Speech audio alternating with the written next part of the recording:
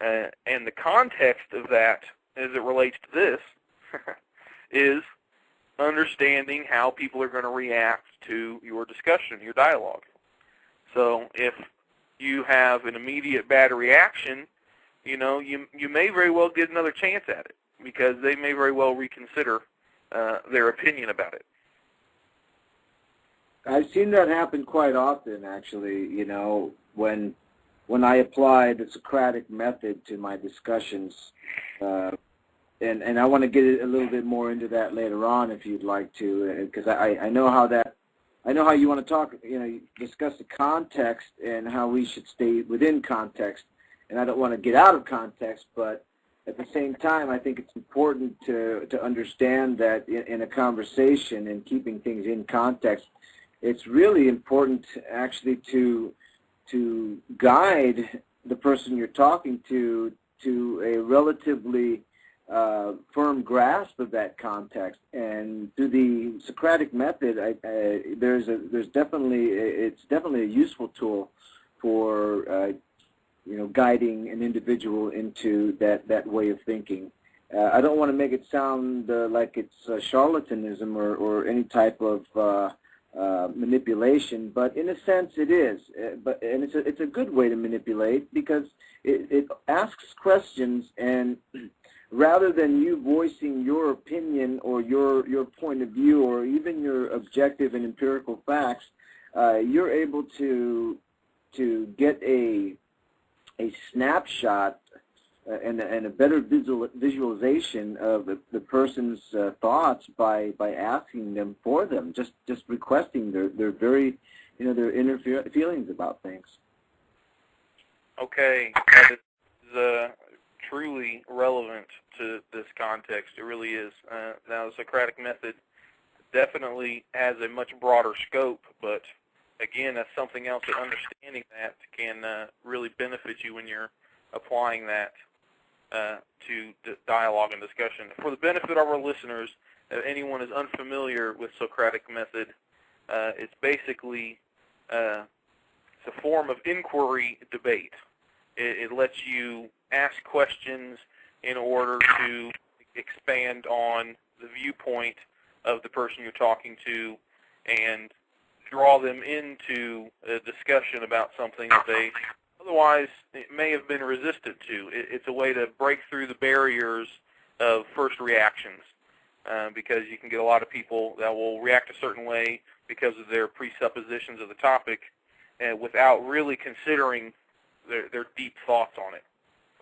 All right, let me go ahead and move on here with the topic to get my next point across, and be thinking about how the Socratic method can apply to the context, and we'll definitely get back to that for a little bit more discussion for you.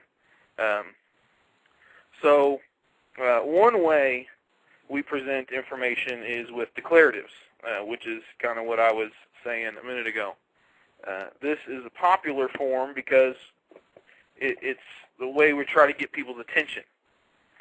The problem with this is that in getting attention, we're actually using the controversy to entice a response.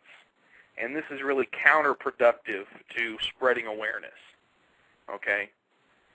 Because, again, the entire context purpose of this whole message is helping our members of the Zeitgeist movement understand and improve their ability to talk to people about relevant issues. So you need to really grasp the fact that how you approach a problem and how you present information can negatively impact that ability to spread the awareness, which is your goal. The alternative to using declaratives like this is to begin with a question, like I had previously described. That can also set the context of discussing a topic. Another example of the way we present information is by engaging people with really dramatic or traumatic information, such as 1 billion people are dying in our world of starvation, or your popular brand clothes are made in sweatshops in third world countries, or 9/11 was an inside job. Really, really big, really crazy topics. that are, again, declaratives, but in reality there's nothing there in substance. Because, again, this is just another attempt to get attention with declaratives. The difference being that these have some strong emotional content to them. The problem with that is that these specific problems are rarely the most relevant social problems. Unless you are part of a community that has a big hunger or homelessness issue, or a large number of your community are workers in a sweatshop, confronting this kind of problem is not going to result in any kind of tangible results.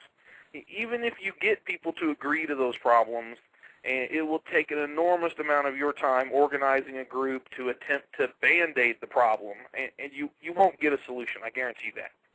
Okay? The alternative is in setting the context of discussion upon identifying those most disparaging social problems that have the biggest impact on impoverished populations of the world. If that's the issues you want to discuss, use this context. The result can then be to confront those social issues and their root causes. The importance being in the context that you use. If you're trying to get people to recognize or even be willing to support reform on something like third world countries and water scarcity and these kind of things, and you want to exact a specific kind of result from people in that realm, you've still got to use the context in how you discuss the issue with them in order to break through these barriers.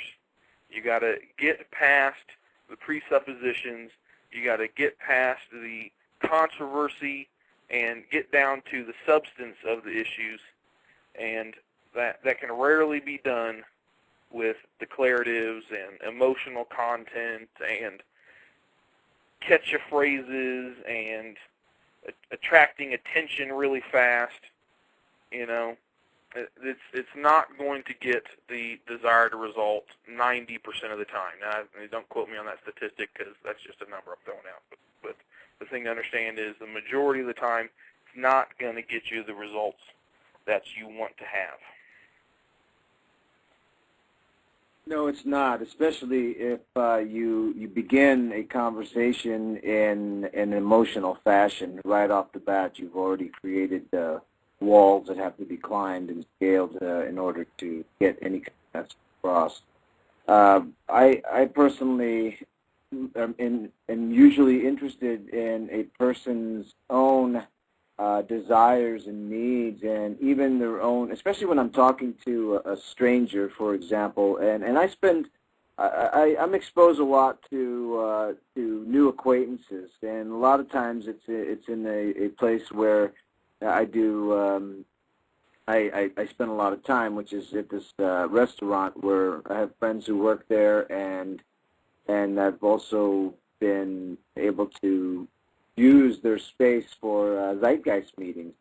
So, I'll sit there at the bar sometimes, and I'm not a drinker by any means, but I'll sit there and I'll talk to people who are just there, and mostly by themselves, oddly enough, and I'll say, hi, how are you doing? What are you up to? And, oh, not much. Oh, yeah, and sometimes we'll get into the what kind of work do you into conversation, and that's where I find my openings most of the time, because at that point I've learned that this is my opportunity to get to know somebody. So I usually ask the question, and right off the bat, I switch into a somewhat of a Socratic mode light, where immediately, I ask what interests these people and like about, and of course, with much politeness and respect, ask them what they do for a living, if they care to comment, and then from there it goes. And the context that I try to maintain it in